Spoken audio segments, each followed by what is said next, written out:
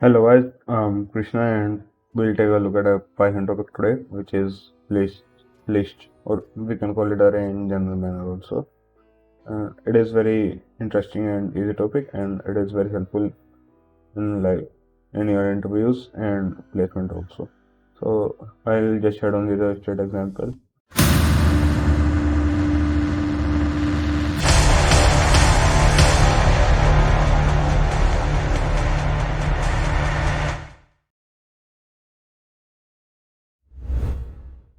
So what I'll do, I'll create an array. So for creating an array, it is kind of simple in Python.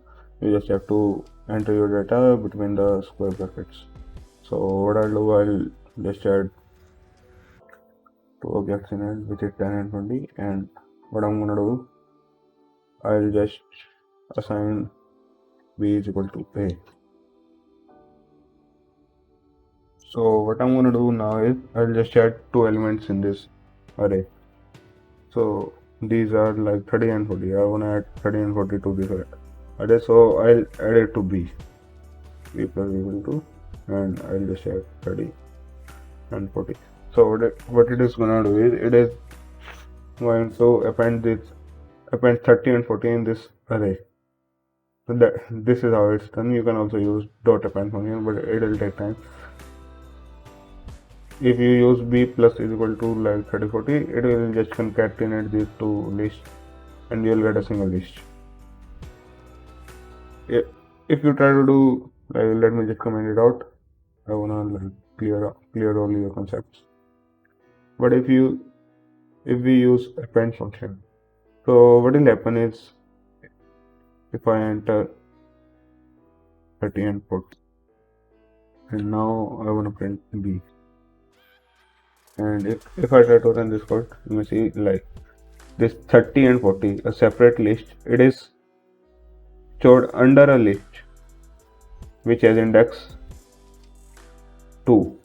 So this is the disadvantage of append. What we can do is to do this thing, it will take more time.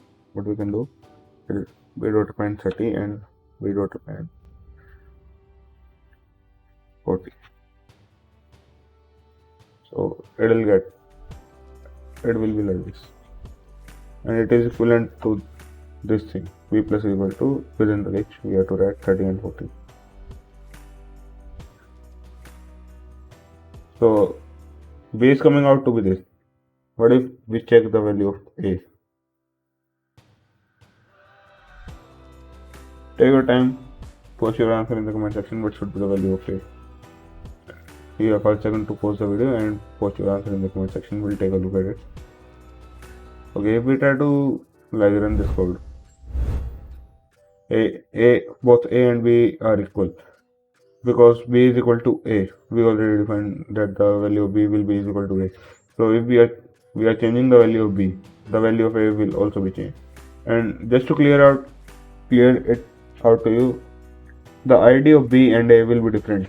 If we try to print out ID of b and ID of a, you may see these are same IDs, ID of b and ID of a, because these are equal values. So these will be placed in a separate at a single location in our memory, in our RAM. So that's why the ID of b and a is both equal. And if we create another variable c, and try to get the ID of it, we know that we defined b is equal to a, and value of b and a both were 10, 20, 30, 40. But if I create c is equal to same thing, but in a different way, c is equal to a and a is equal to b in a different way, the value of c, a and b all are equal. So what if I wanna change the value of c? What if I wanna get the ID of c? Will it be same? Will it be different? Let's try to figure it out. Okay, I'll just print the ID of c also.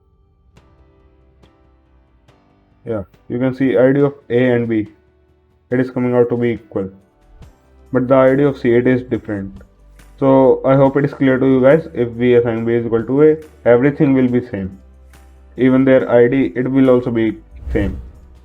I hope it is clear to you guys, and if you still have any doubt, you can just rewind the video, take another look at it. You can also ask your doubt in the comment section. We'll answer all your doubts.